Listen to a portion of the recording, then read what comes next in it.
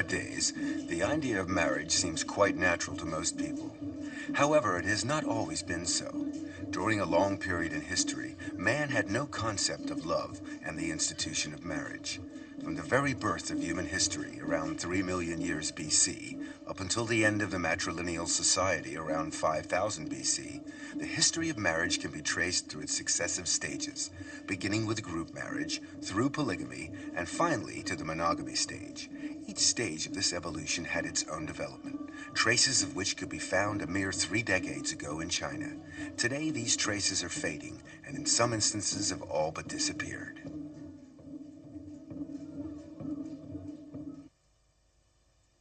Feudalism ruled over China for thousands of years, and indeed its influence is still felt today. In Shaanxi Sheng, the cradle of the Chinese nation, this feudalism can be witnessed in the marriage customs. The marriage is arranged by the parents and the matchmaker. Family reputation is important and is scrutinized carefully. Many formalities must also be observed.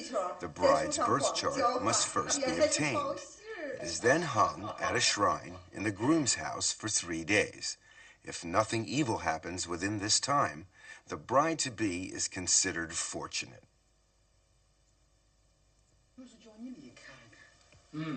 A fortune teller then confirms whether she will bring luck to the groom's family. This is known as matching. Once a bride price is agreed and is delivered to the bride's house by the groom's family, then the wedding day is set. On the eve of the wedding day, the dowry is delivered to the groom's house. There, every item is announced in the traditional manner. Any deviation could bring disgrace to the families. The day of the wedding, and the groom's house is festooned with bright decorations. The bride is carefully groomed as she awaits the sedan chair. She looks forward to the big event with some trepidation, as she has yet to meet her future husband.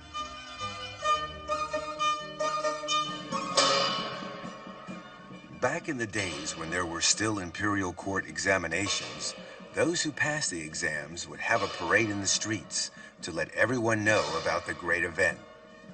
And a wedding was also regarded as very important. No expense was spared to make it the most spectacular and memorable day of the bride and groom's lives. Throwing buns to the crowd is traditional in marriage ceremonies. Amongst other things, they are supposed to ward off toothache.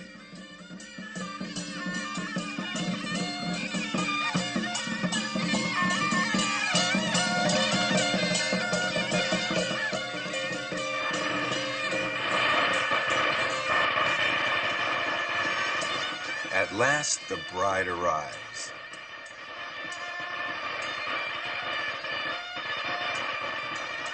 The bridegroom leads the bride by a red silk rope, which symbolizes the husband's rights over the wife.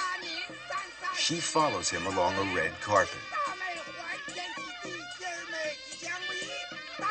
The bride clutches a vase and a mirror as she steps over first burning coals and then a saddle to protect her against evil.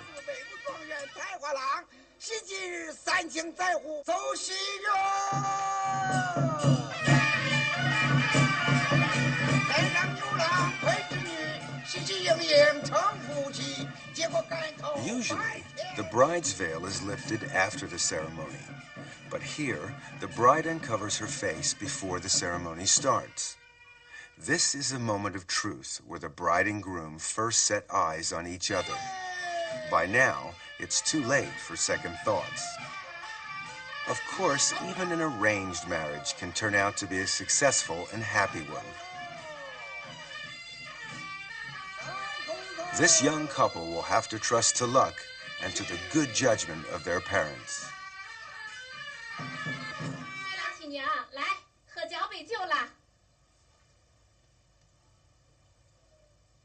After the cup of wine, as custom dictates, the newlyweds walk around the 4 sides of their nuptial bed to pray for a large family.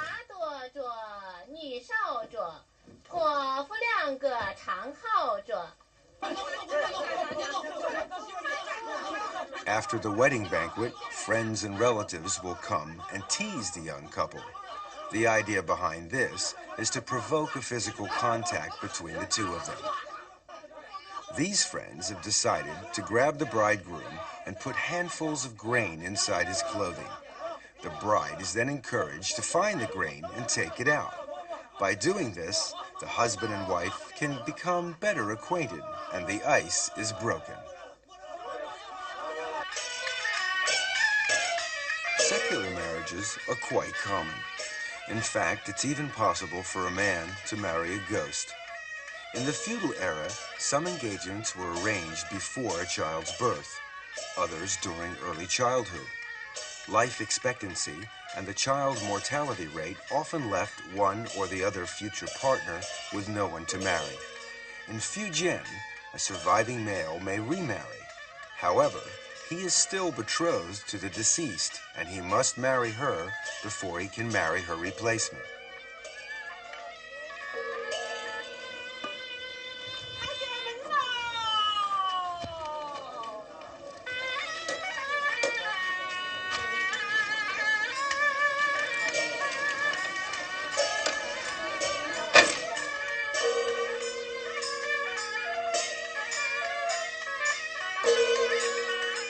The bride, in these cases, is replaced by a dummy.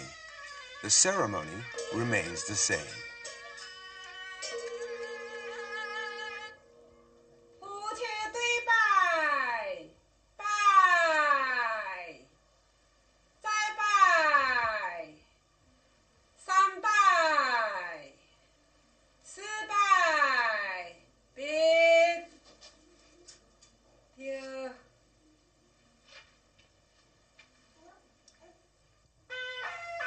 After the first wedding has been completed, the groom is free to marry again.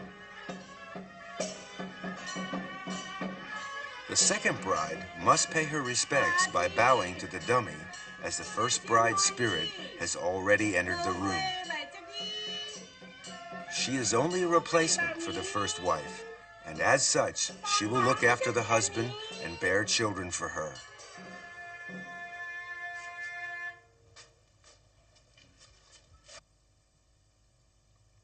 On the first night of the honeymoon, the dummy is put on the bed. Beside her is a paper husband, so that she won't be jealous.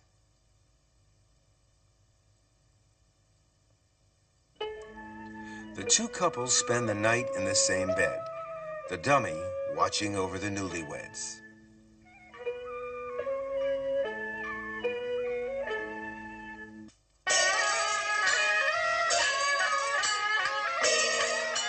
These feudal practices are unfair when it comes to women who lose their betrothed before the wedding day. If the man dies, the woman must marry his ghost. But unlike a man, she is required to remain a widow for the rest of her life.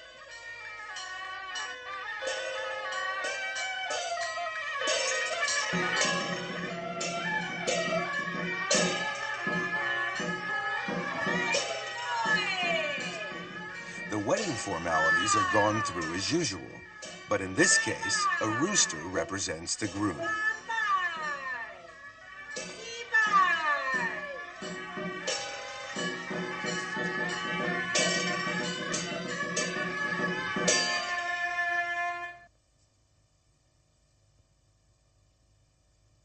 When the wedding is over, the bride is left alone with her husband's shrine in her room. She will remain in his family for the rest of her life, unable to remarry. This was considered to be virtuous of a woman back in the old days.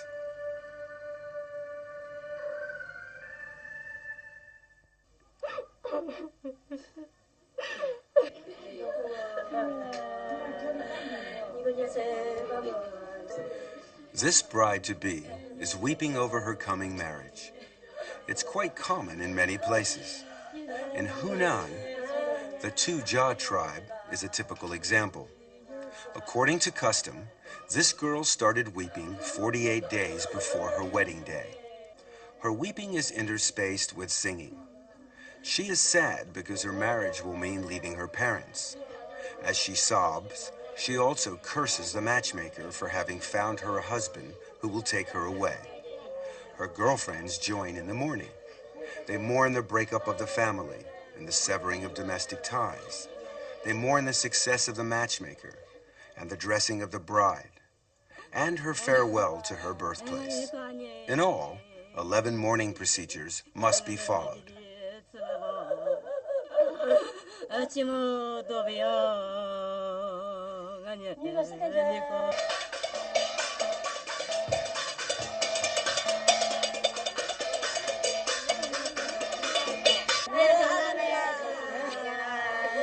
The wedding day begins with the bride, still sobbing, taking her place in the sedan chair.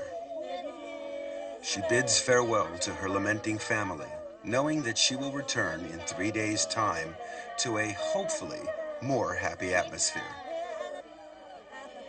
She bids a last goodbye to her ancestors' shrine amidst a chorus of wails.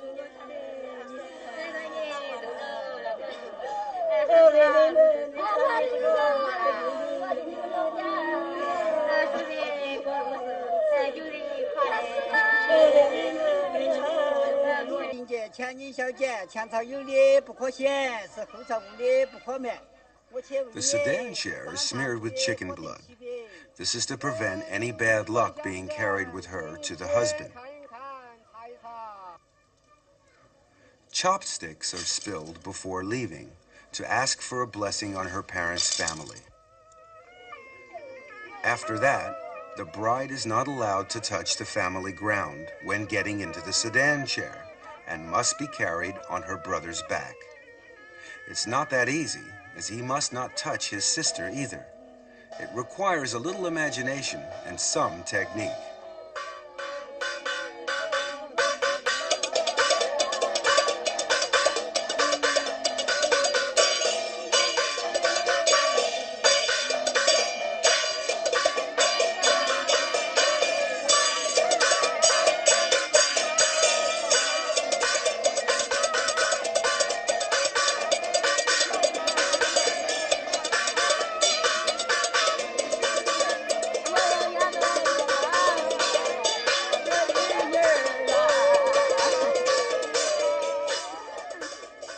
A bride is supposed to struggle to show that she is unwilling to leave her family.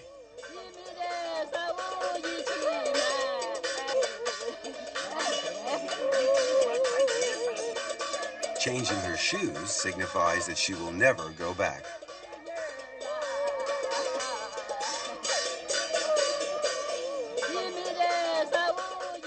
Her girlfriends make a pretense of grabbing the sedan chair as it's leaving.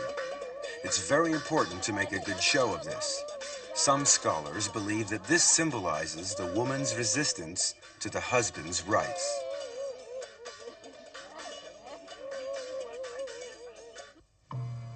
From 3 million BC to about 1 million BC, human society began to take shape. However, marriage as we know it didn't exist. This was the stage of group marriage, or what can be called primitive promiscuity. From 1 million BC to 100,000 BC, human society was splitting into different blood families. A form of promiscuity called consanguine group marriages developed. In the matrilineal society, group marriage outside the tribe became common.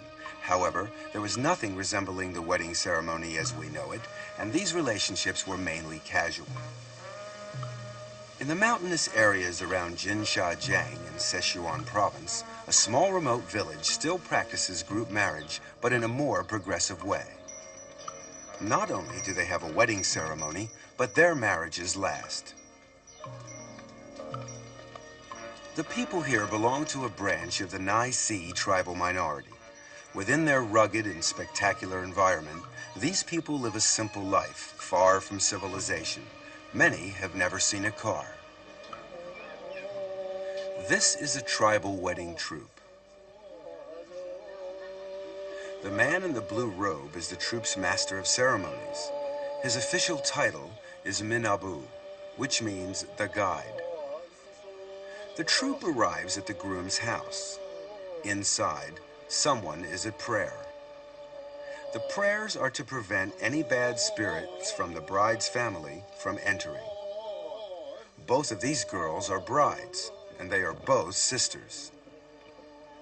When the door is opened, the troupe proceeds inside for the ceremony. The man praying is called a dongba, who acts as a kind of priest cum official, and who is considered very powerful by the villagers. Interestingly enough, there are no less than 4 grooms here, and they are all brothers.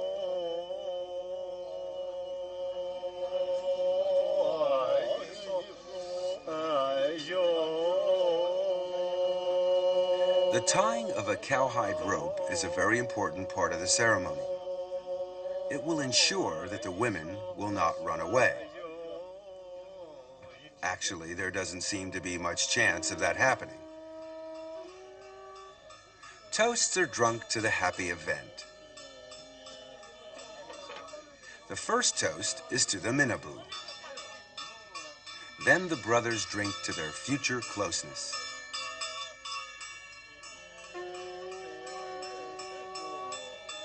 A toast to the brides follow. They are now husbands and wives. Each husband will have 2 wives, and each wife has 4 husbands.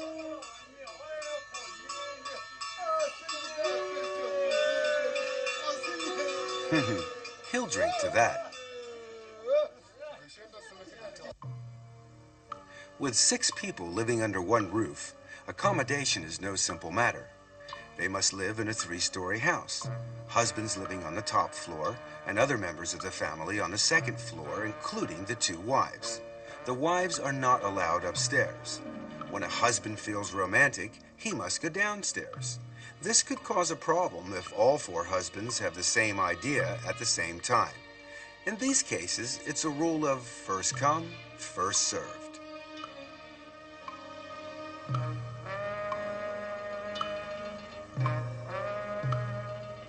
Let's have a look at another family. This man is married to 2 wives. This is another example of group marriage.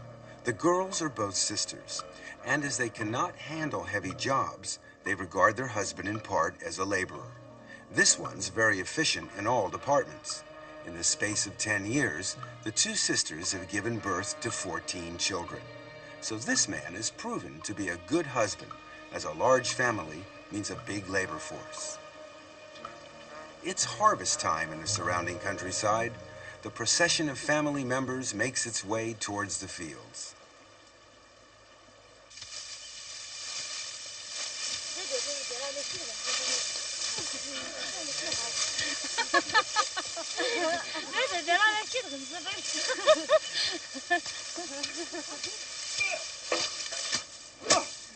It's a case of all hands on deck.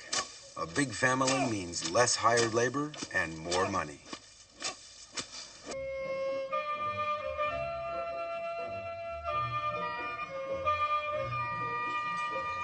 This family here, on the contrary, consists of 2 brothers sharing one wife. Their lands are on the other side of the mountain, and the journey takes all day on foot. Usually they leave their wife at home and spend most of their time farming and hunting in the woods nearby. It seems that game is very plentiful in this part of the country. The wife takes charge of all the housework and cooking. The staple diet is a mixture of corn flour. With wheat, they make a kind of wine, which is drunk daily. Clothing is knitted from either wool or hemp, and each family makes do with articles that are homemade. Their only mode of transport is by foot, but the people seem content with their simple lifestyle.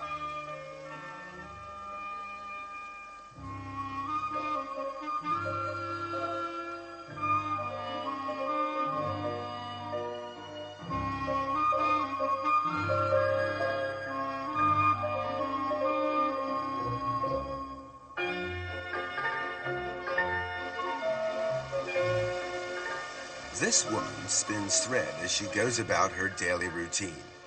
There is always work for her to do, and this will save time for more pressing chores. Group marriage is also referred to as synogamy, which means partnership. Its format and scope are not restricted and generally depend on economic circumstances, which makes it a very flexible arrangement. The Dong tribe were formerly a branch of the Yu tribal people.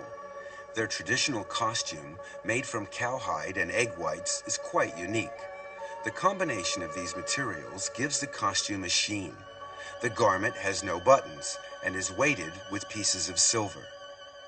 These people inhabit the regions of Guizhou, Guangxi, and Hunan provinces, living mainly off the land. Besides farming, they also operate freshwater fisheries. After a long day in the fields, there's nothing the local girls like better than a cool dip in the river.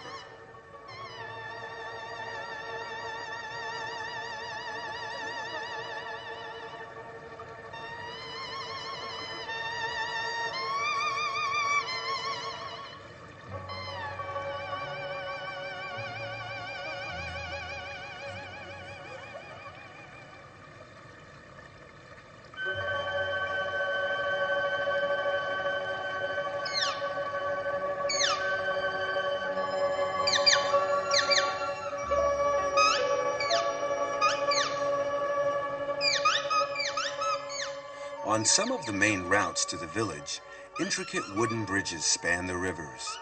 They're known as storm bridges because they are used as shelter during bad weather.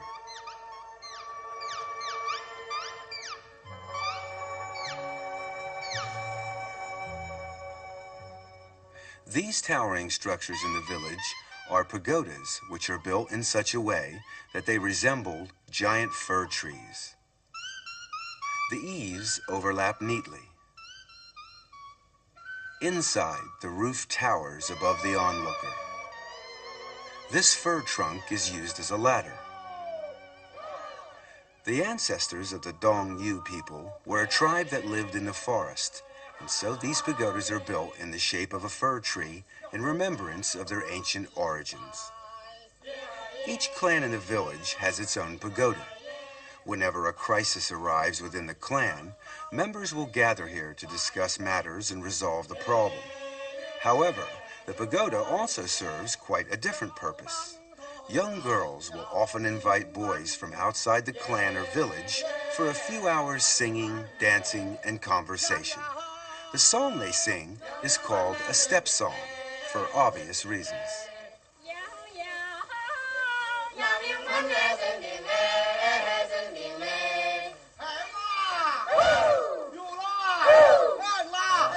The wedding of a Dong villager.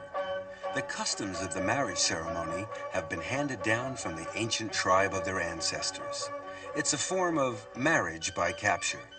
When the groomsmen approach, the bridesmaids help to hide the intended bride and defend her against the male horde with their umbrellas.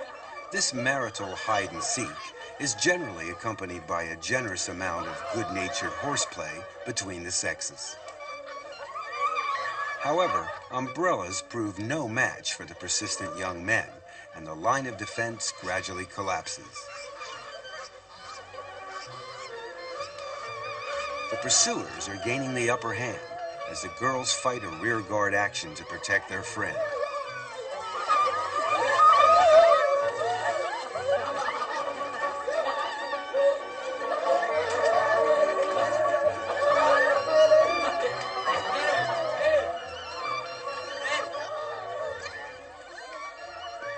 It's the end of the battle, and the bride, a little out of breath, but none the worse for her ordeal, resigns herself to submission.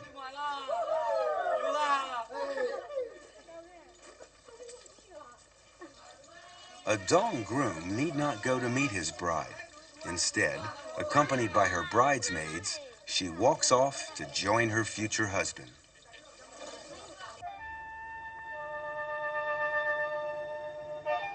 The Bao Yi tribe live in the southern part of Guizhou. All the houses in the village are made of stone, even down to the roof tiles. Here, young boys and girls marry at the age of 13 or 14, the girl remaining with her parents after the wedding, a custom known as non-virile local residence.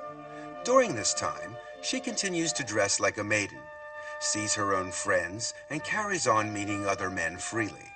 This period may last for up to a decade. This separation is an insult to a husband's rights, and he must take her back to restore his honor.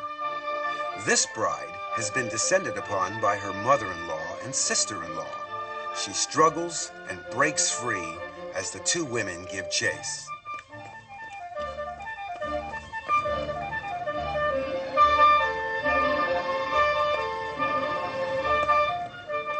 Finally, the game is up and the bride captured. The bride will have her hair combed out so that she no longer looks like a young girl. From then on, she is a woman and must assume her responsibilities as a wife. It's another form of marriage by capture.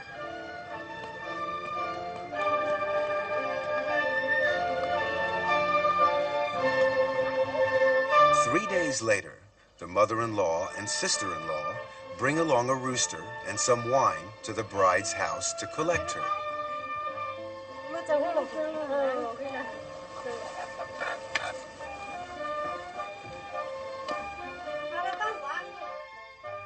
She is given a change of clothes and required to dress like a married woman.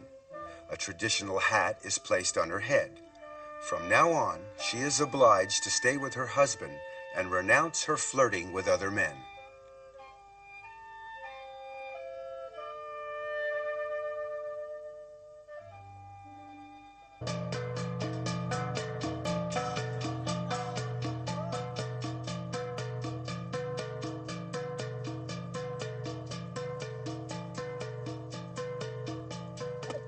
At first sight, there might not seem to be anything unusual about these four people until you realize their relationship.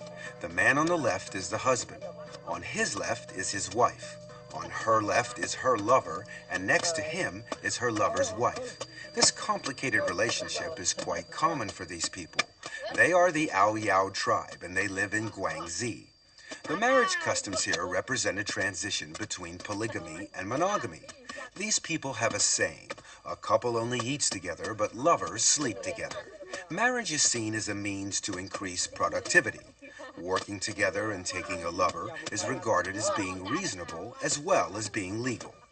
This is the time for planting, and so the wife's lover brings along his wife to lend a hand in the fields. The husband, of course, is very grateful to them. A lover's date is usually initiated by the woman.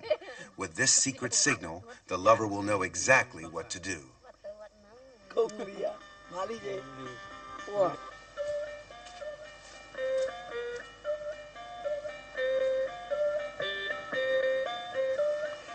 As darkness falls, the lover arrives bearing a torch as a sign that the meeting is quite open and honorable.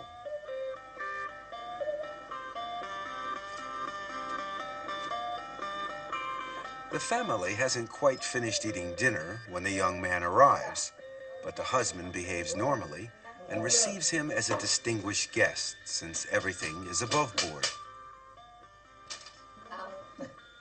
The lover feels honored.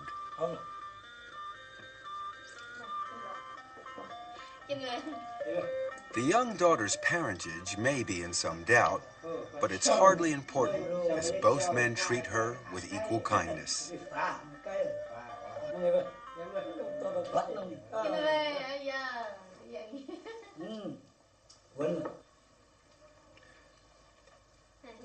After supper comes entertainment, but first they gather to wash their feet together. This feet washing symbolizes their closeness as a family.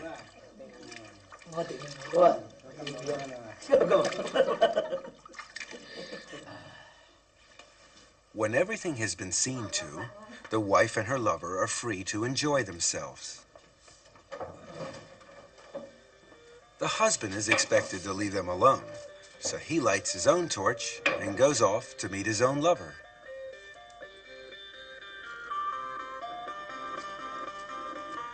This custom originated in matrilineal societies.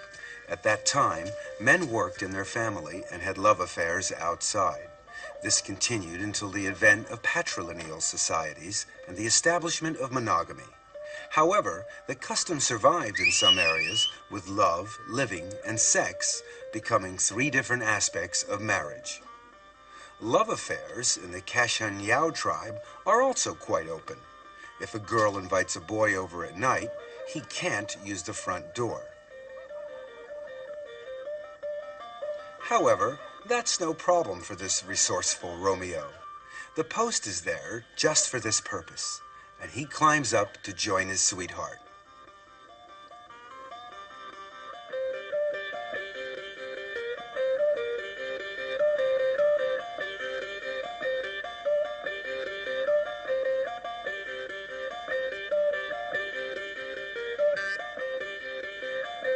The next day, the girl will end the relationship if she decides she can't get along with her suitor. If she likes him, however, she will introduce him to her mother. In this particular case, the mother is delighted to find that her rather plain daughter has managed to catch herself a handsome young beau. She thanks him for coming and hopes to see him again. He is given a present and asked to stay a while. A marriage looks to be on the cards. Their customs show matrilineal characteristics before marriage and patrilineal characteristics after marriage. It's the result of being in transition from one stage to the next.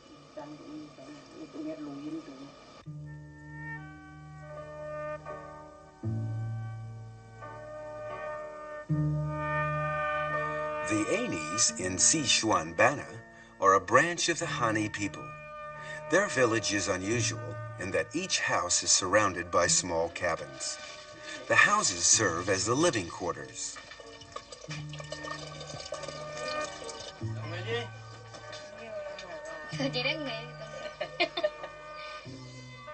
Inside the house, however, men and women are strictly segregated and must stay in their respective corners of the house. Even eating and working are undertaken separately, men with men and women with women. Even couples are not allowed to stay together.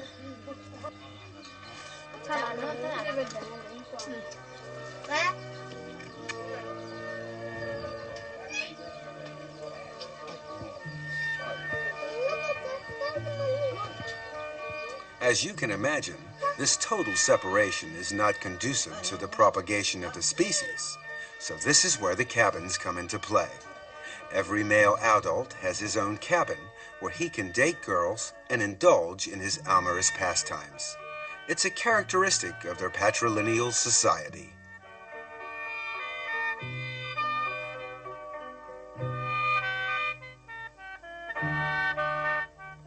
The Anis hold the gourd in very high esteem. Its abundance of seeds symbolizes a big family, whilst its shape is similar to the male organ. These people have very defined standards of beauty. A girl should be plump with a small tummy. Their costume is therefore designed to show off their most important features. The skirt is just long enough to cover the bottom, and it sits low enough to enhance their beautiful figures.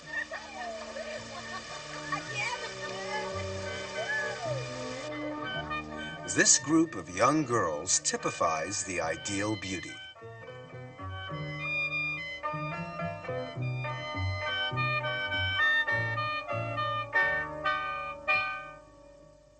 But even beauties need a little makeup. Their adornments are extraordinary. Silver, ribbon, and lace are commonplace, although the girls often use nature's riches to enhance their looks. Strings of flower seeds are worn rather like a pearl necklace.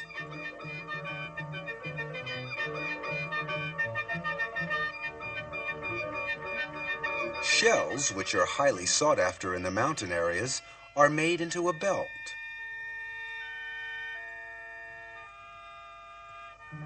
Another piece of natural jewelry is this flying beetle.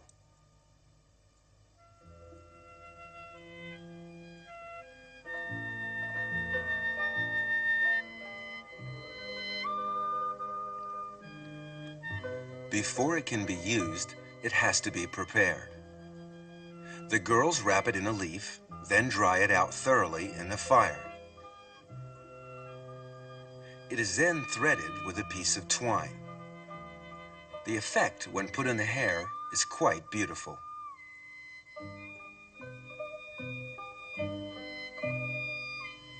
When an any girl reaches the age of 18, it's time to get married. But before any proposal can be made, a young man must know the girl's status. A yellow cap shows that the girl is 18 and is still single. A black hat means the girl is already married. A round hat means she's under 18 and can't get married yet, although she can have a social life.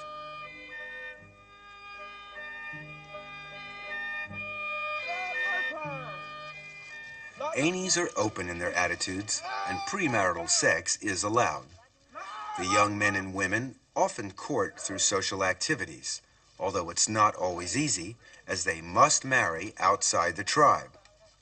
Once married, affairs are tolerated within the rules. That is to say, men are allowed to have them, but women are not.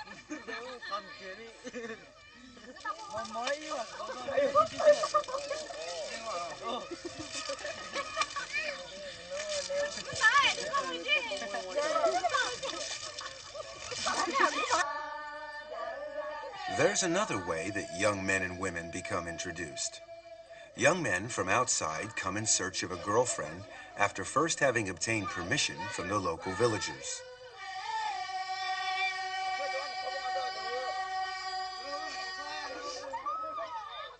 Once a young man has selected his girl, he must make his intentions known to her. 3 procedures must be followed. Firstly, the boy pulls her belt slightly.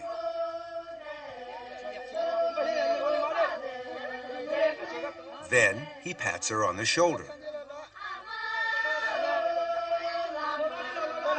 Finally, he grabs her from behind. If the girl resists, then the boy must leave her alone and try again with a different girl. This young man's wish has come true, and he's got his girl. To celebrate, the local boys treat him as an honored guest and give him a drink. In this case, it's not wine, just water. The lucky man is invited to stay the night, and a cabin is provided for the couple to spend the night in.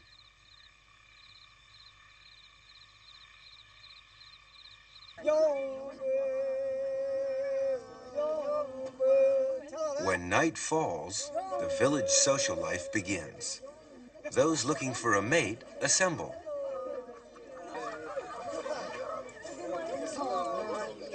At first, the boys keep their distance.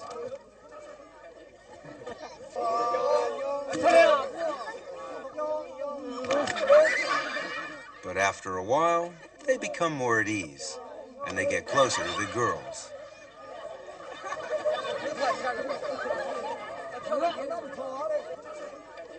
When a decision is made, the young man must approach the girl of his choice.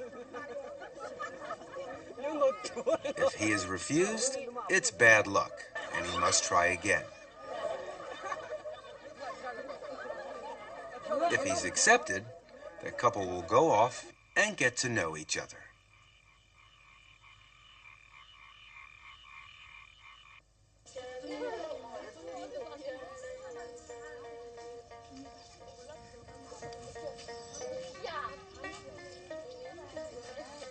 The remote Ai Lao Shan Mountains in Yunnan is the home of the riage.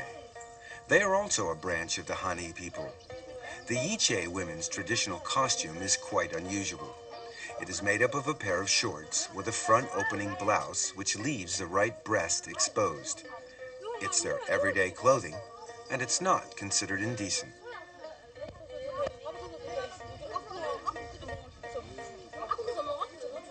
All women want to look beautiful, but definitions of beauty vary from country to country.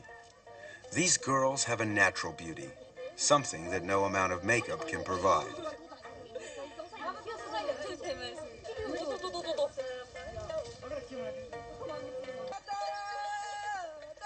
The Yiche have a special festival called Liang Hala, when young men look for a lover. The way they greet young girls is very unusual.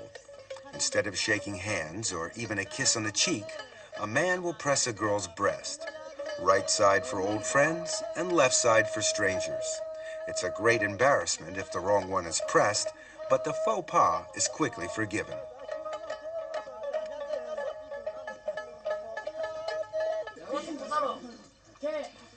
When a boy meets a girl outside, he will often invite her to a party. The number of boys is always the same as the number of girls, and they sit alternately in a circle.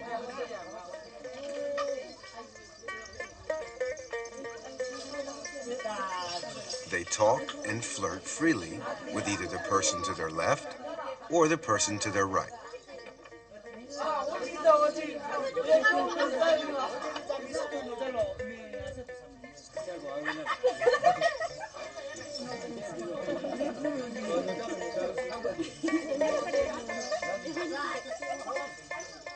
At first, they're shy and feel a little awkward. But after some wine, the ice breaks and everybody feels at home. By the time the meal ends, everyone is in high spirits.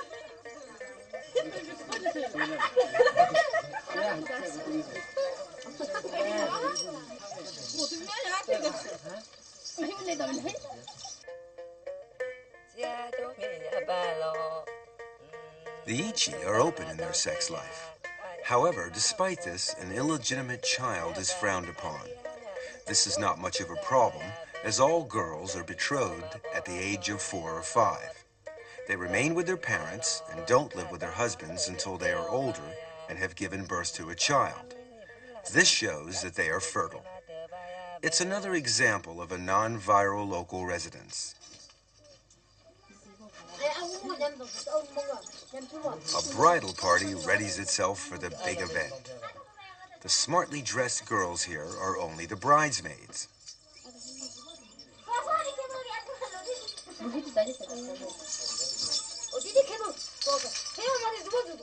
This one is the bride.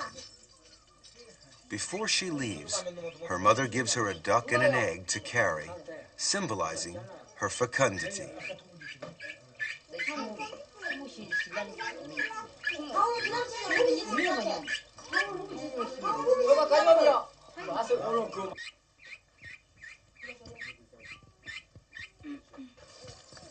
This man is being beaten as he is leading the party taking the bride back home.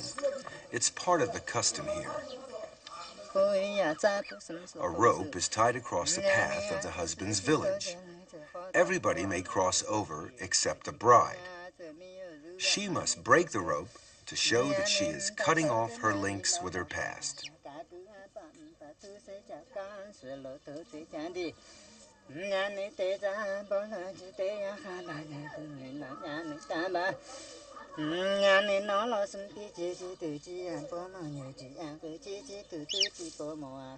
On arrival, the egg is put on the stove, and the bride will share a bowl of uncooked rice with her new husband. From then on, they are married.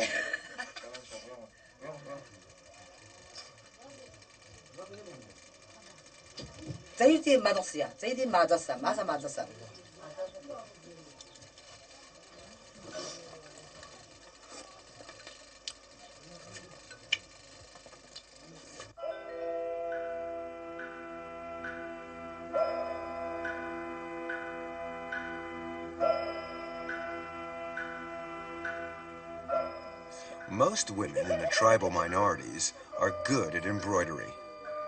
This is especially true of the white-trousered Yao. Like in many other tribes, they use it to convey love to the young men they admire.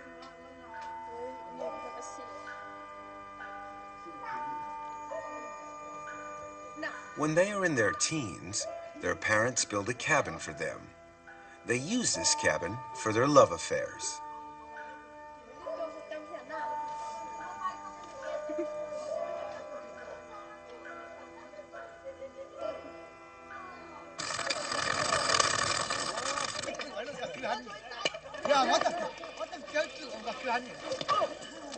Contrary to what you may think, the long-haired youngsters playing here are all boys.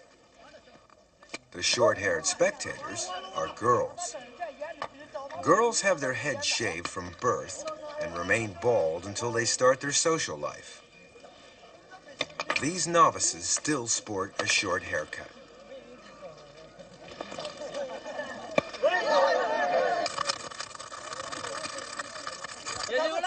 In most societies, the boy courts the girl. But here it's the opposite. To show her interest, a girl will pull the boy's belt. If the boy isn't interested, he will ignore her and walk away. If he is, he must still show a reluctance to take up the girl's offer. Otherwise, he is considered shameless and not a decent young man.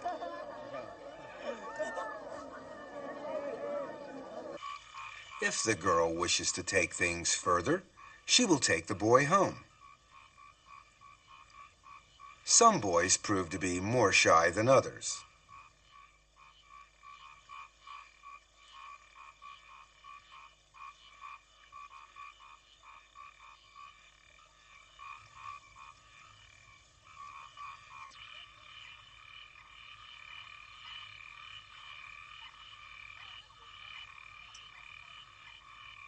Bringing a boy home is considered to be quite normal.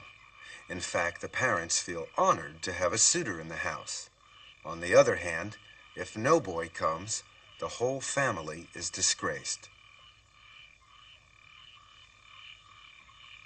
Though they are free in their sex life, the marriage is still subject to certain rules. If a girl wants to get married, her cousin must be given first refusal. Her father must consult her maternal uncle first, as her mother came from her uncle's family in the first place. It is thought only natural that the daughter should be offered in return. The offer is made in a roundabout way. The father asks, "The vegetable on my farm is mature. Would you like it?" The uncle replies, "It's good, but no thank you." This answer will make things easier. The girl is now free to marry the boy of her choice. Under an arrangement between the father and the uncle, 2/3 of the betrothal gifts will go to the uncle in recognition of his consent. Marrying a cousin is a form of intermarriage referred to by anthropologists as secondary blood tie marriage.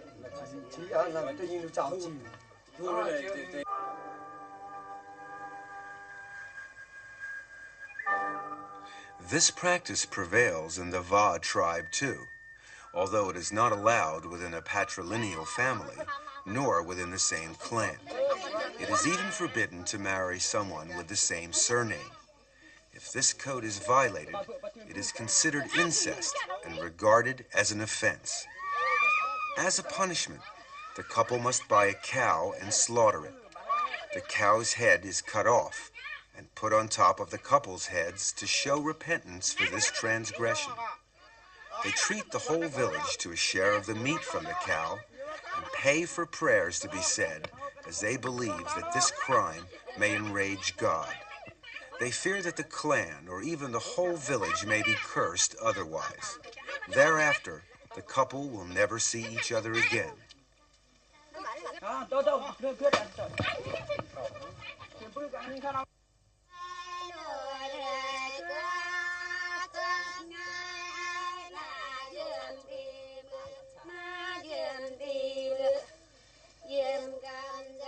The Va live in the mountainous region of Yunnan. The whole area is a veritable Shangri-La. They lead a simple and primitive lifestyle, and all labor is done by hand.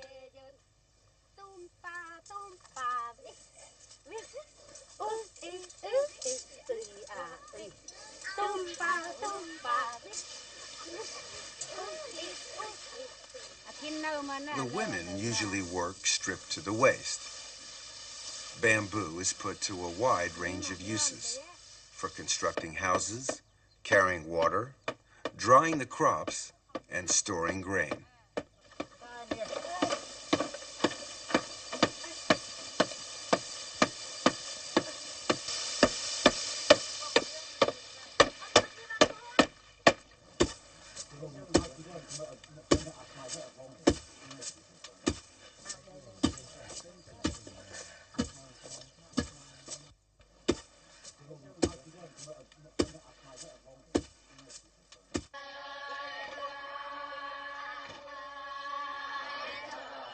The Va practice free love. Quite often, young men will go out at night to drop in on their girlfriends. Sometimes they will go in twos and threes, or even in a large group.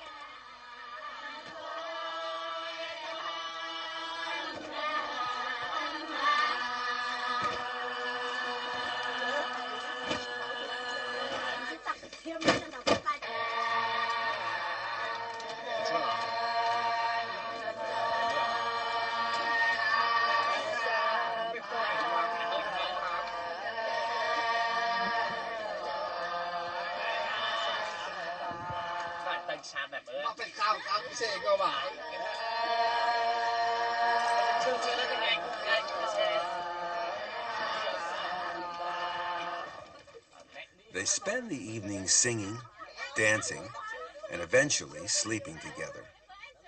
Sleeping together is a sure way of having pleasant dreams, an important part of a good night's rest.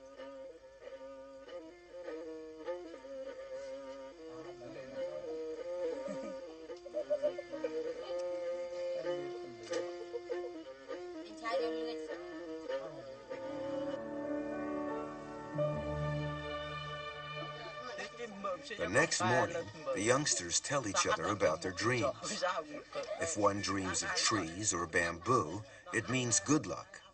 A tree being pulled down or a man falling is a bad omen. In this way, they try to read each other's thoughts.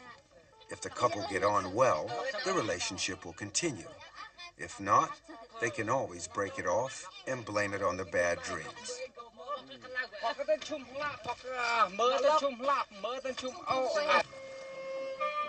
Matrilineal society flourished between 10,000 and 5,000 years BC.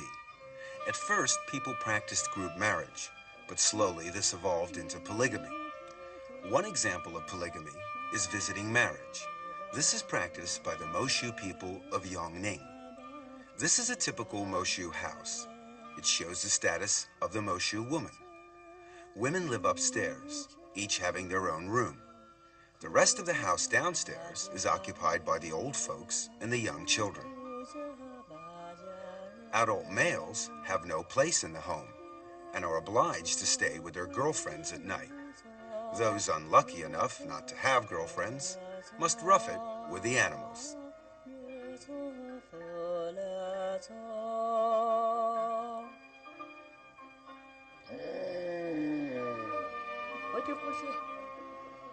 An initiation ceremony is held when a Moshu boy is 13. After that, he's considered an adult and will join in with the work and enjoy all the privileges of adulthood, including having affairs. A specially close girlfriend is called an ashao, a name signifying that the boy and girl are sleeping together. Polygamy should not be confused with group marriage. The latter is between groups and is totally casual. The former is one-to-one, although there is still no formal bond, and partners may come and go.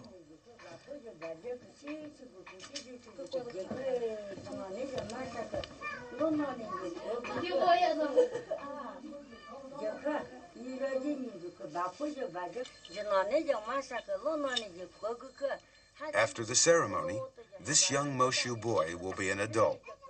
He is ready to take his first ashao.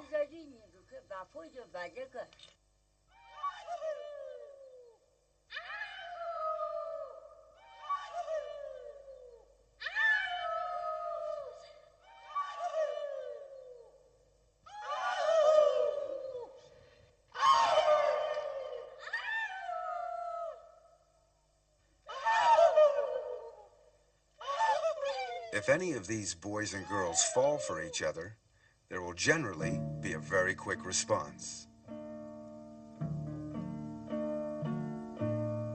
At night, the young boy goes to the house of his new ashao. He throws a pebble to attract the sleeping girl's attention.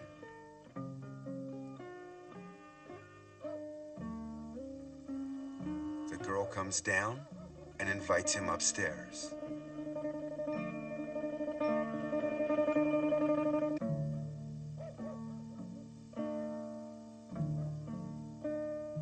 The next day, boy returns to work in the fields as usual.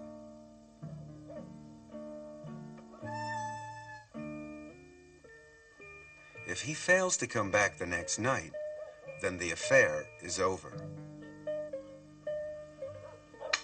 Likewise, if the boy returns and the girl refuses to open the door, the affair is over.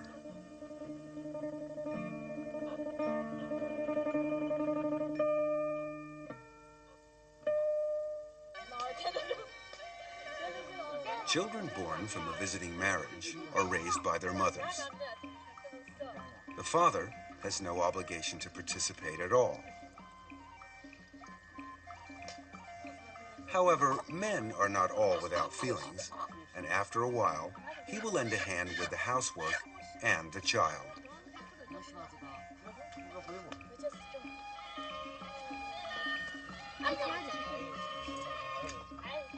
In the end, most couples will live together when they reach a certain age.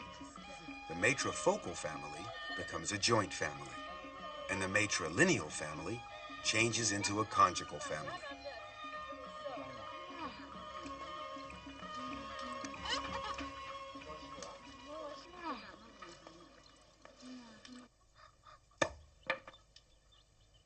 Visiting marriages have no rights, but for the Zhuans in Qinghai, it's quite different.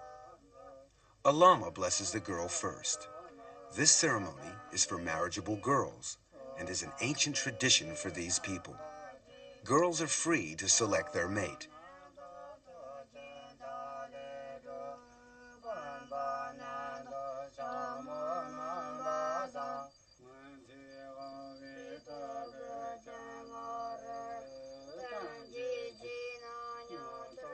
When it's time for the girl to change her clothes, she must wear 2 pearl necklaces at the back of her head to indicate the end of her maidenhood.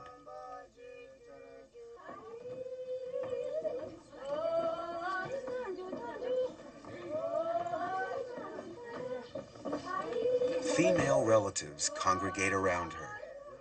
The most sacred moment is near.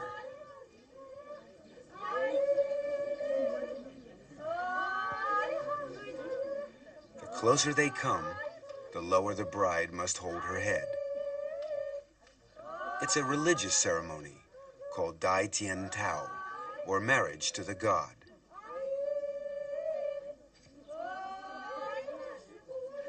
The holy water being sprinkled is in fact milk.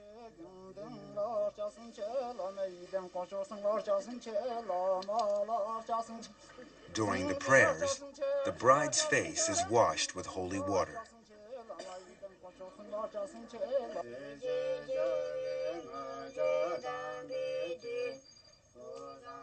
The ceremony is about to begin. Strangely enough, there is no groom present at this wedding. Dai Tian Tao is a wedding for a single person who has no spouse-to-be. This girl is being married to God, represented here by the Lord Buddha.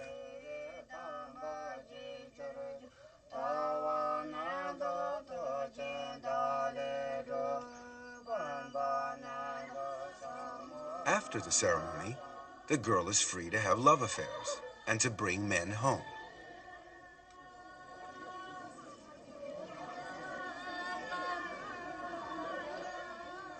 All the villagers attend the ceremony and dance and sing to celebrate her wedding. The purpose of the ceremony is to announce to the public that another girl has reached womanhood and she is now able to take lovers.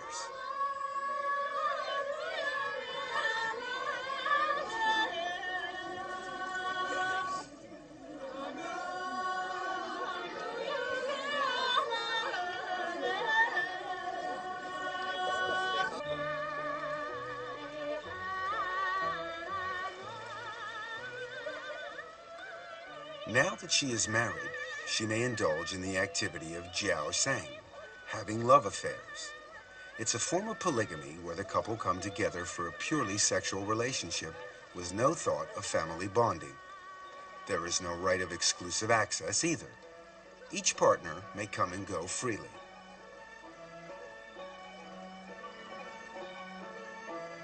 This romantic period is a privilege of youth in an area where men far outnumber the women. It helps to correct the imbalance. Most of the older people have families.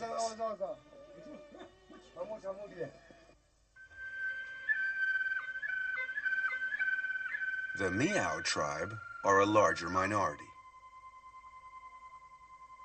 They regard themselves as descendants of Qiyu and are scattered around the southwest mountainous areas of China.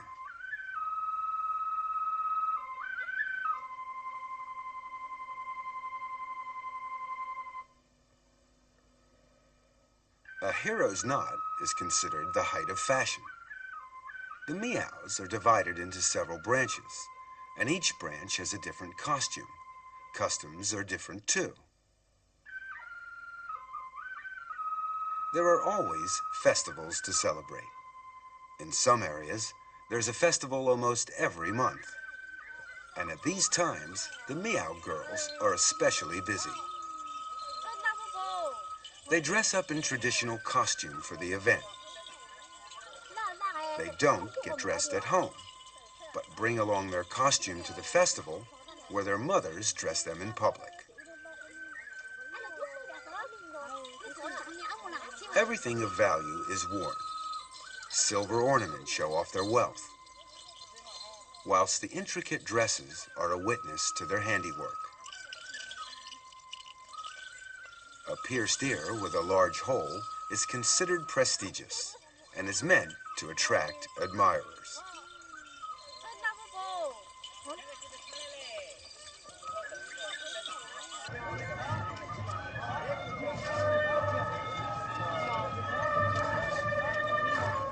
During these festivals, performers from surrounding villages will turn up to provide countless entertainment.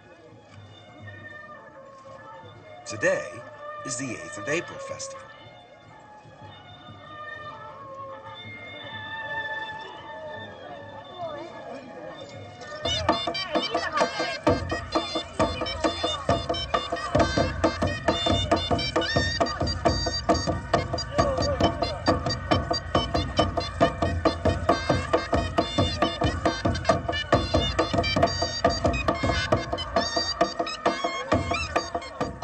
Villagers present a gift to the mother of the dragon, for whom the festival is held as a welcome.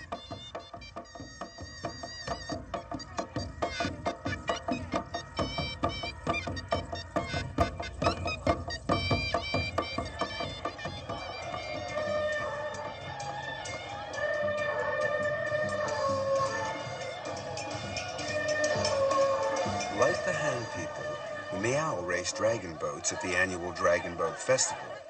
The Miao legend surrounding this festival is identical to Han legend, except that they maintain Yun was a Miao. Hunan is the Miao place of origin, and there are indeed historical records of a Miao army, so their legend is not based on fantasy.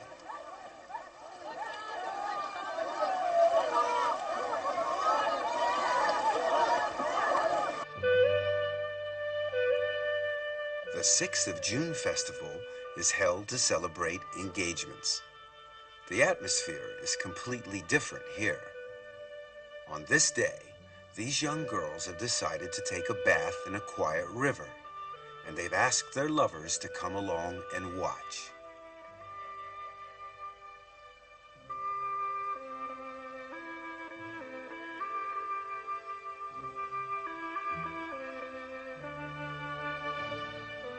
This boy makes a thorough examination.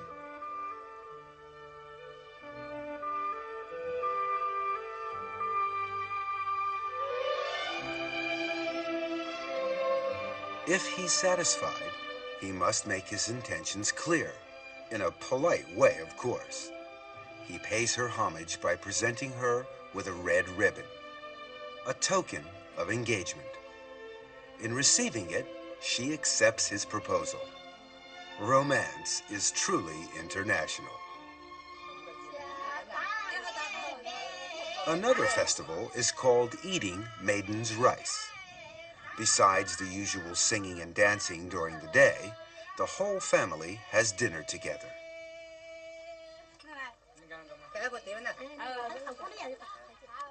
A song of toast is sung, and wine flows freely as the family enjoy the special feast that's been prepared, whose main dish is this colorful rice.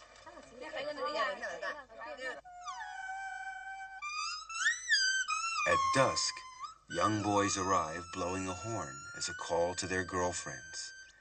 Each girl takes a rice ball to her lover. It's called asking for rice.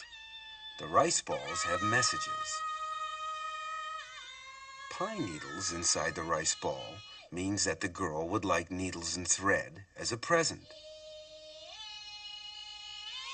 Corn means the girl would like an umbrella.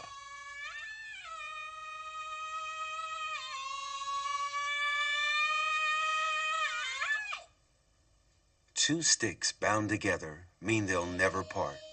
True love. If it's empty, it's bad luck. It means she's breaking it off. Meows will select their mate within the tribe. Two young persons meet on the road. They sing to each other to show their admiration. During the song, they find out about their respective backgrounds and see if the other is knowledgeable. It ends with a real heart-to-heart talk, and the relationship becomes closer as a result. It is customary in this tribe for lovers to carve a notch on a piece of bamboo after each date. If, after numerous dates, they fall in love, they break the bamboo and each keeps one half as a token of their eternal love. If either one of them ever breaks their vow, they will be obliged to eat the bamboo as a punishment for being unfaithful. Quite an effective deterrent.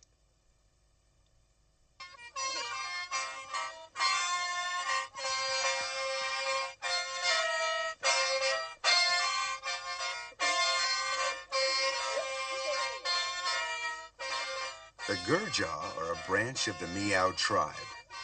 They're experts at blowing the sheng, a long horn-like instrument. Under traditional rules, no blowing is allowed after the planting season. Otherwise, the seedlings won't grow.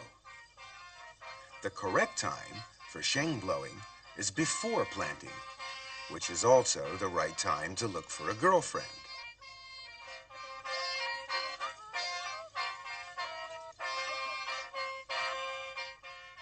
Slowly, the girls dance around the boys. Each girl holds a necklace in her hand. As they dance, the girls choose. They put their necklace on their favorite boy's sheng. This is called asking for necklaces.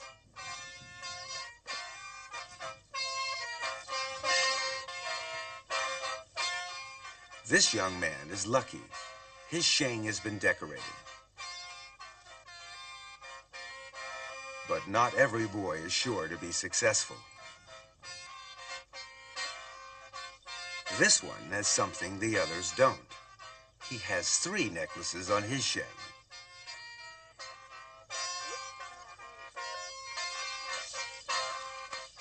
The dancing courtship over, they go off in search of other entertainment.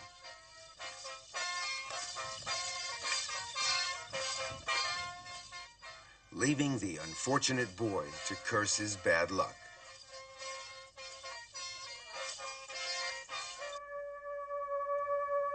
The green-trousered Yao of Guijiao have a completely different way of courting. Girls all have a small hole in the wall over their beds. It's called a lover's hole. At night, when the girl is asleep, a young boy tries to wake her up by prodding her with a thin bamboo stick. The girl wakes up and grabs the stick.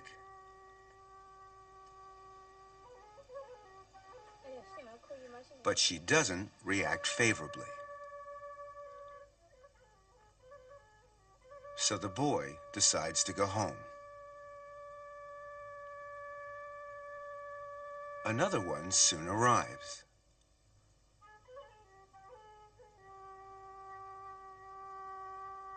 He repeats the same procedure.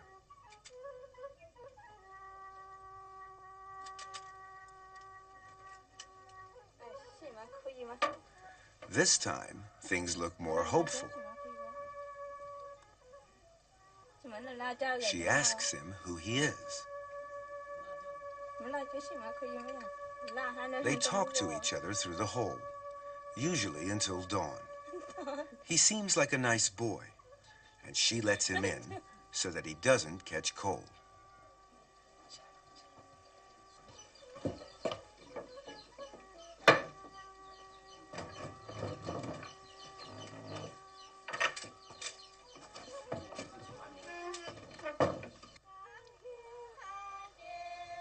In every Miao village, there is a special place where young people can meet to date or just to talk. Normally, they date in the evenings, but when they're not too busy farming, they also meet during the day.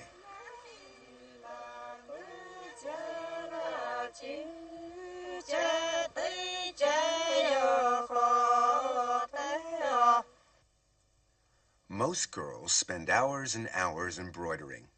Those who can't embroider find it very difficult to marry.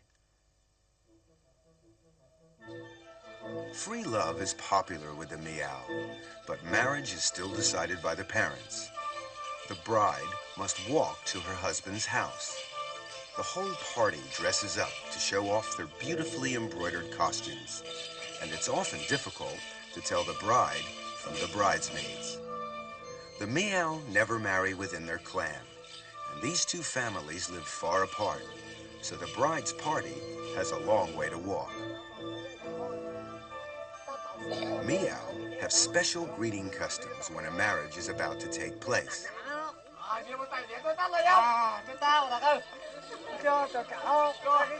The villagers wait at the entrance to the husband's village and make the bridal party drink from an ox horn. The drinker must be careful not to touch the horn with their hands. Otherwise, they have to drink it down in one gulp.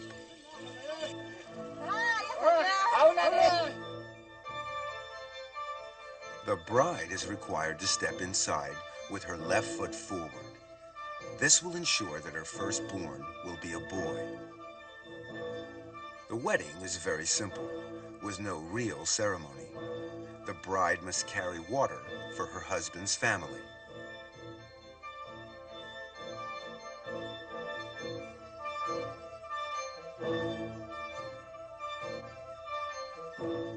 At night, she must stay alone in the kitchen.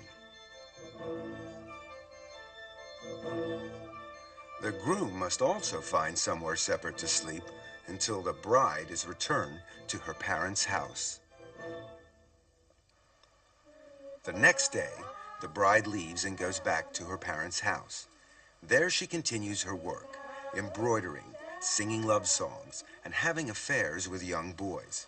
The couple practice a non-vira local residence. Only in the busy farming season or during festivals will the bride go back to her husband's house for a few days. After she's given birth to a baby, she will start living with her husband. Another form of marriage is the secret marriage. This young couple haven't got their parents' consent, so the boy sends a group of his friends to collect the bride secretly.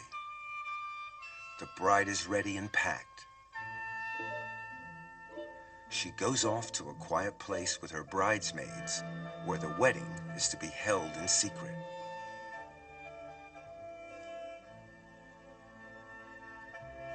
Quickly, she dons her bridal dress.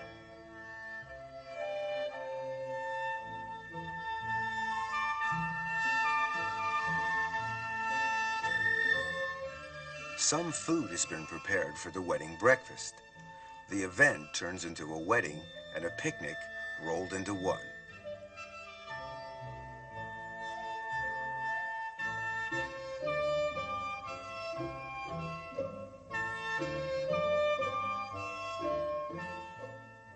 She follows the groom's assistants to her husband. The wedding is now completed. This kind of marriage is recognized as being legal, and the parents cannot object.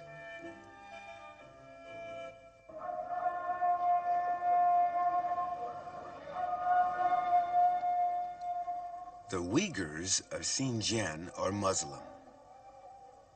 On their holy days, They worship God and take part in extended prayers.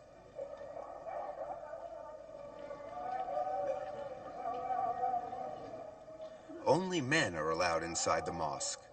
Women are strictly forbidden. Islam respects patriarchy and a husband's rights over his wife.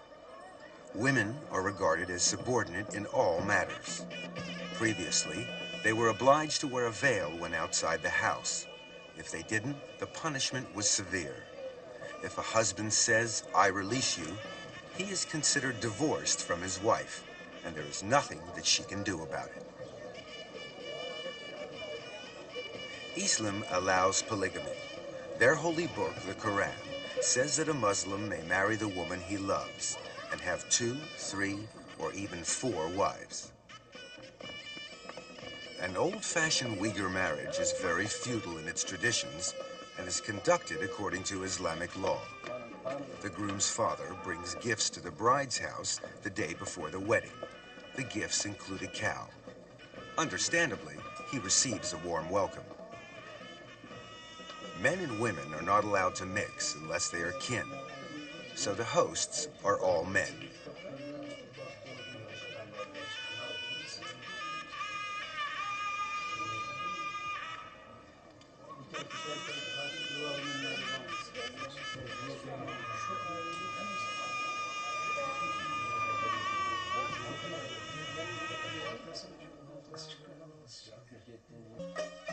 The day of the wedding, the bride gets up early to dress. The wedding dress is a gift from the groom to show that she belongs to him. She will have to obey him in every way from now on. Friends and family come over to celebrate with her. She goes outside to greet the female relatives.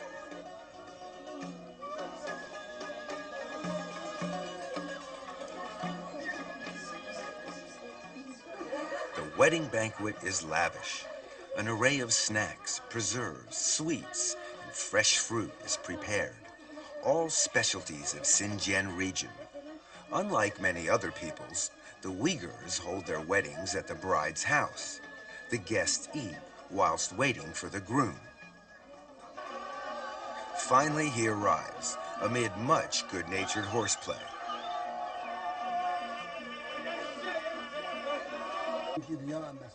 A Muslim holy man conducts the ceremony.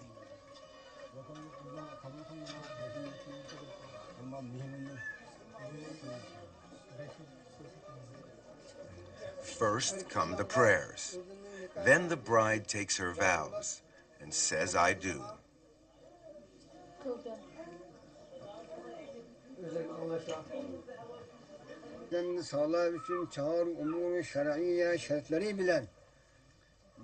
Then it's the turn of the bridegroom. Of course, he has no hesitation.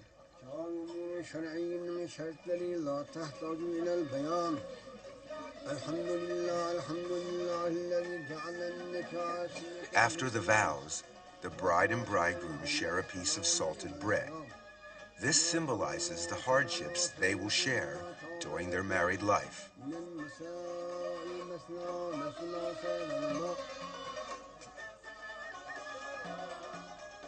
The wedding party then travels back to the groom's house.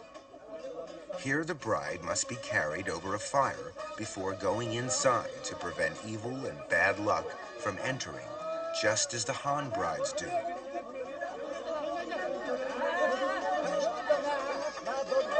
Dancing and singing continues in celebration of the happy event. The groom's sister takes the bride's veil, and the wedding is complete. Freedom, monogamy, and sexual equality are the characteristics of a modern marriage. The marriage laws stipulate that prescribed marriage, purchasing, and any acts interfering with marriage are forbidden. Both partners must marry voluntarily, with no pressure from third parties. Of course, love plays a very important part in any modern marriage, and having a love affair is seen nowadays as a prelude to getting married. In the countryside around Beijing, this can be seen happening wherever you look. But not everybody enjoys these romantic encounters. Some people find it difficult to find a partner. This is especially true in big cities. In Beijing, the worker syndicate has set up a Lonely Hearts Club with a computerized dating facility. This modern equivalent of a matchmaker tries to bring together those despairing bachelors with the mates they desire. The scheme has been very successful. The registration and procedures are quite simple. Personal particulars are noted, and of course, individual requirements. Then it's up to the computer to search its files for a suitable match. When one is found, a meeting between the two people can be arranged. First impressions are very important. A little chat helps to break the ice and get to know one another. If all goes well, the relationship will blossom.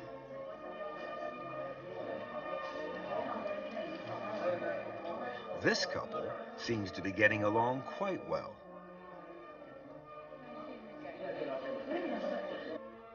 But some are too anxious to wait.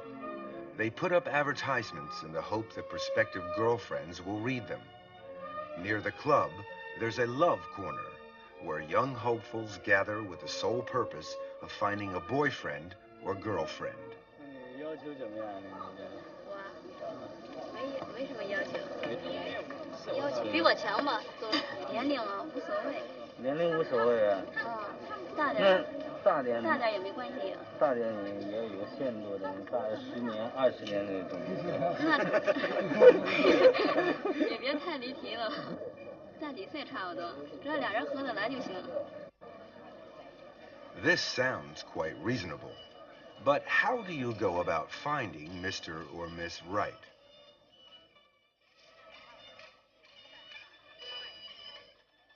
Firstly, it must be someone you like. You must go right ahead and get straight to the point. Oh dear, never mind, try again.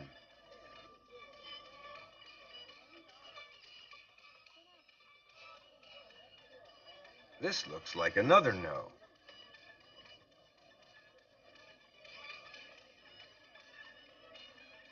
Ah, this looks more hopeful.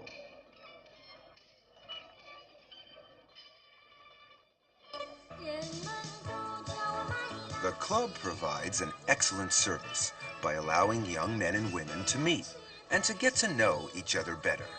Balls are held frequently. It's Golden Autumn Night, the eve of the Mid-Autumn Festival. These two young ladies are obliged to dance together. They obviously haven't found their Prince Charming yet.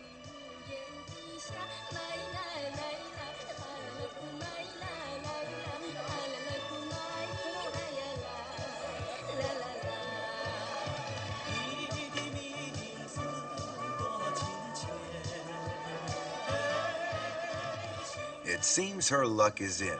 She's found a handsome man. The ball is divided into sections.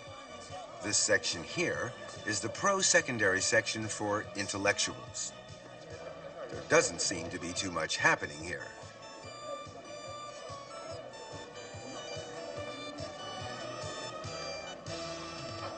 This is the senior citizen section. It's pretty crowded with older men and women trying to find their perfect partners.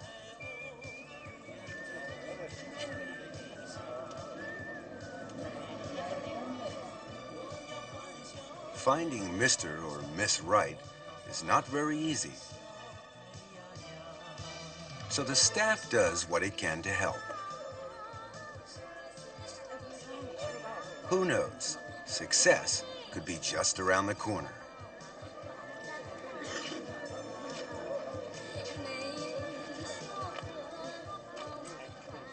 Throughout the hall, men and women of every age group are getting together with the opposite sex, trying to select the partner they would like to date.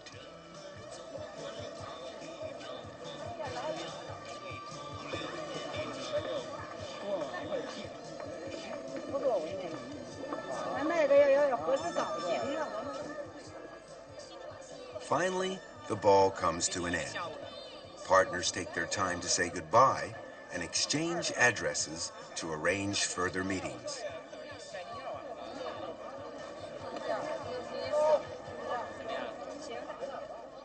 Some, however, are not so lucky.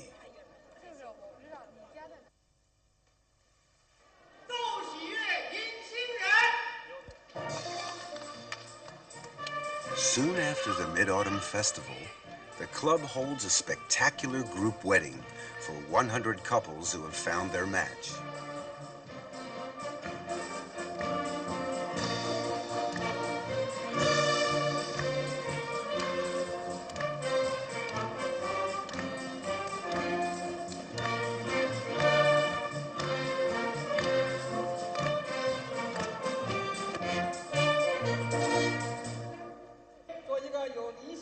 The master of ceremonies is the deputy mayor of Beijing. It's quite a grand affair, a happy occasion for all.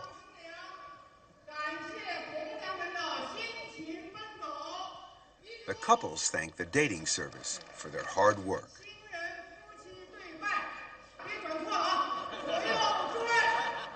Then they bow to one another 3 times.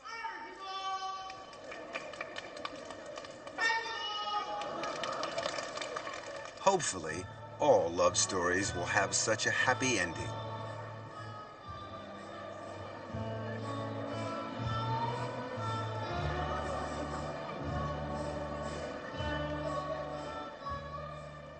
The harmonious union of love and marriage is the result of thousands of years of evolution. Some people believe that our present system will continue. Others maintain that marriage customs, like many other aspects of everyday life, are in a constant flux and are bound to evolve further. Of course, nothing is absolutely certain. What will the future bring? Judging by the past, your guess is as good as ours.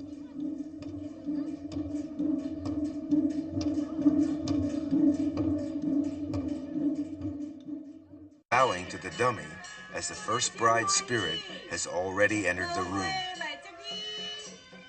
She is only a replacement for the first wife, and as such, she will look after the husband and bear children for her.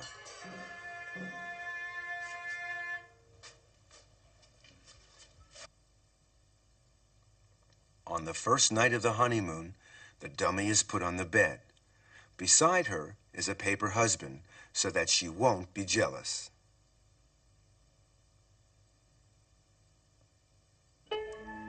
The 2 couples spend the night in the same bed, the dummy watching over the newlyweds.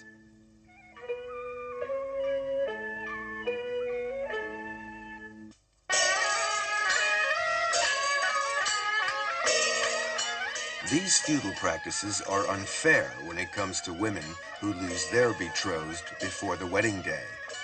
If the man dies, the woman must marry his ghost. But unlike a man, she is required to remain a widow for the rest of her life.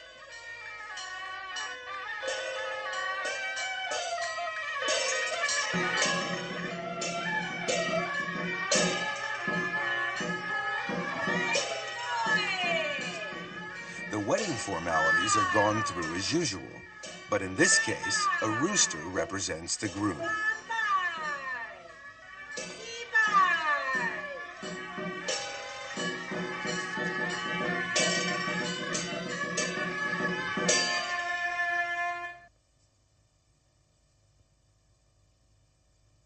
When the wedding is over, the bride is left alone with her husband's shrine in her room.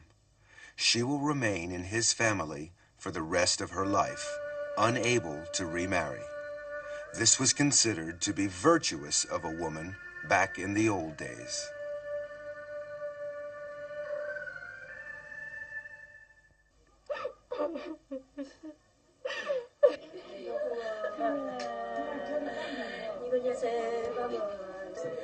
This bride-to-be is weeping over her coming marriage. It's quite common in many places. In Hunan, the Tujia tribe is a typical example. According to custom, this girl started weeping 48 days before her wedding day. Her weeping is interspaced with singing. She is sad because her marriage will mean leaving her parents. As she sobs, she also curses the matchmaker for having found her a husband who will take her away. Her girlfriends join in the mourning. They mourn the breakup of the family and the severing of domestic ties. They mourn the success of the matchmaker and the dressing of the bride and her farewell to her birthplace. In all, 11 mourning procedures must be followed.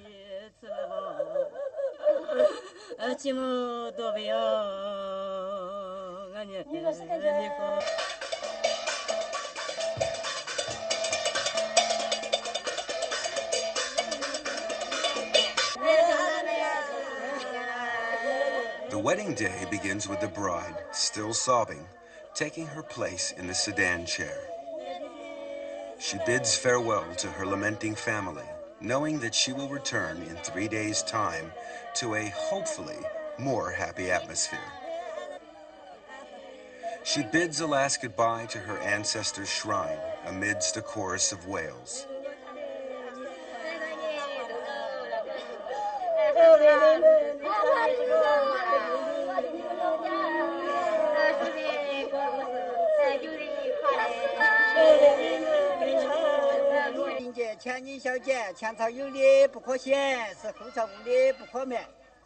The sedan chair is smeared with chicken blood. This is to prevent any bad luck being carried with her to the husband. Chopsticks are spilled before leaving to ask for a blessing on her parents' family. After that, the bride is not allowed to touch the family ground when getting into the sedan chair and must be carried on her brother's back. It's not that easy, as he must not touch his sister either. It requires a little imagination and some technique.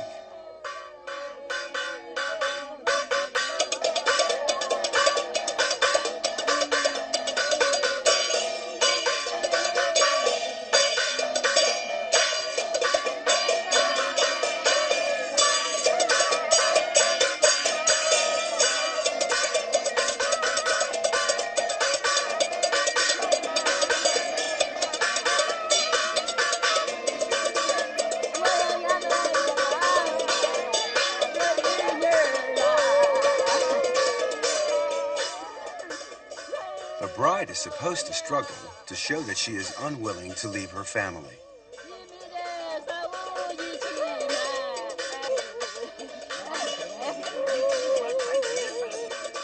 Changing her shoes signifies that she will never go back. Confirms whether she will bring luck to the groom's family. This is known as matching. Once a bride price is agreed and is delivered to the bride's house by the groom's family, then the wedding day is set. On the eve of the wedding day, the dowry is delivered to the groom's house. There, every item is announced in the traditional manner. Any deviation could bring disgrace to the families.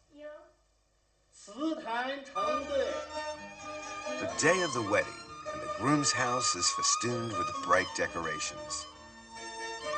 The bride is carefully groomed as she awaits the sedan chair. She looks forward to the big event with some trepidation, as she has yet to meet her future husband.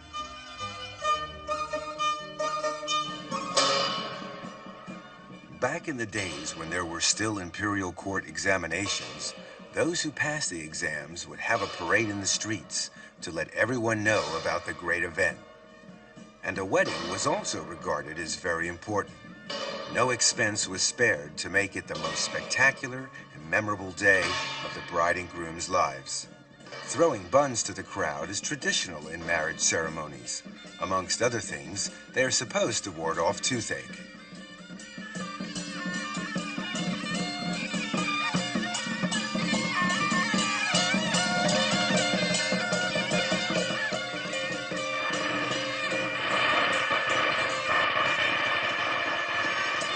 At last, the bride arrives.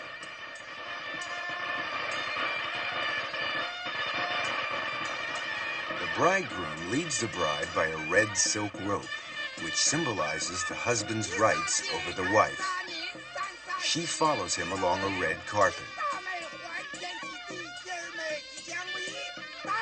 The bride clutches a vase and a mirror as she steps over first burning coals and then a saddle to protect her against evil.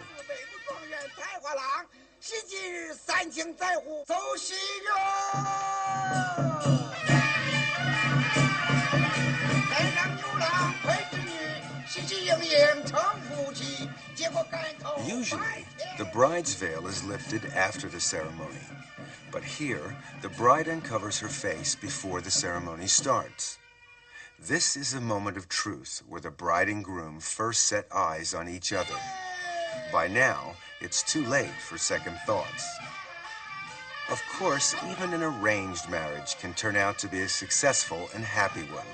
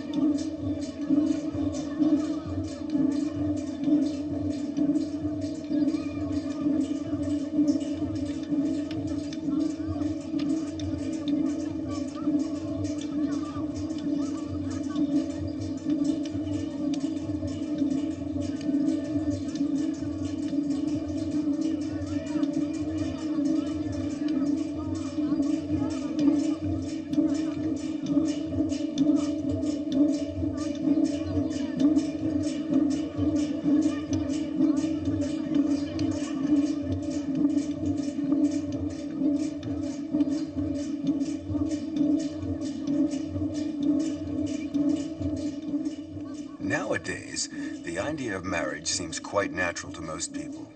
However, it has not always been so. During a long period in history, man had no concept of love and the institution of marriage. From the very birth of human history, around 3 million years BC, up until the end of the matrilineal society around 5000 BC, the history of marriage can be traced through its successive stages, beginning with group marriage, through polygamy, and finally to the monogamy stage. Each stage of this evolution had its own development, traces of which could be found a mere 3 decades ago in China. Today, these traces are fading, and in some instances have all but disappeared.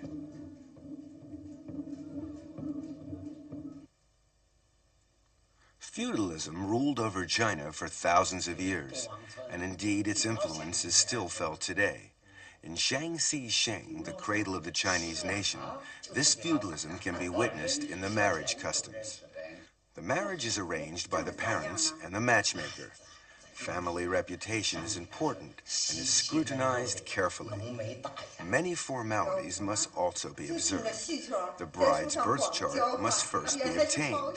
It is then hung at a shrine in the groom's house for 3 days. If nothing evil happens within this time, the bride-to-be is considered fortunate.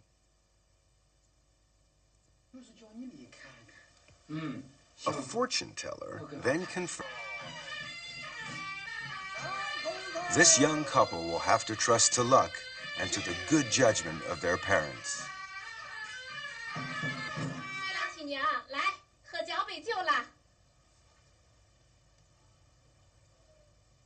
After the cup of wine, as custom dictates, the newlyweds walk around the 4 sides of their nuptial bed to pray for a large family.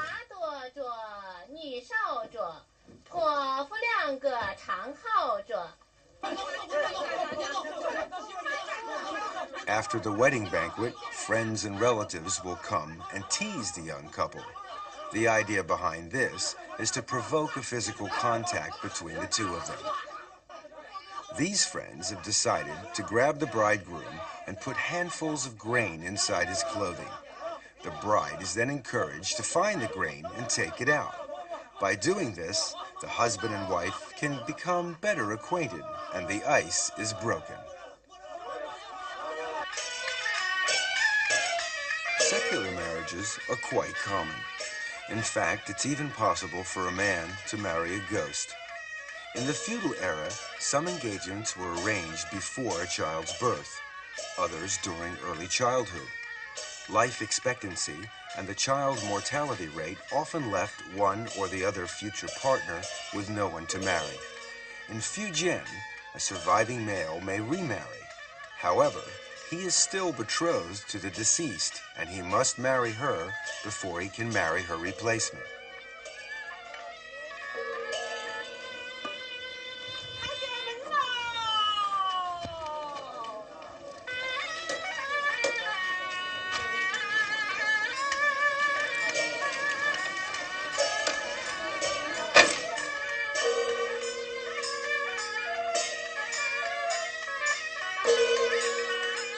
The bride in these cases is replaced by a dummy. The ceremony remains the same.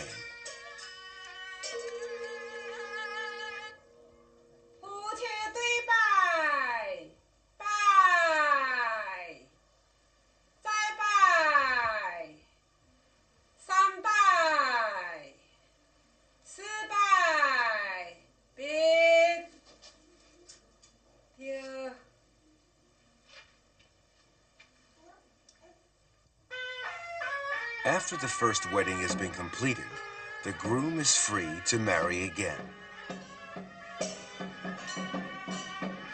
The second bride must pay her respects by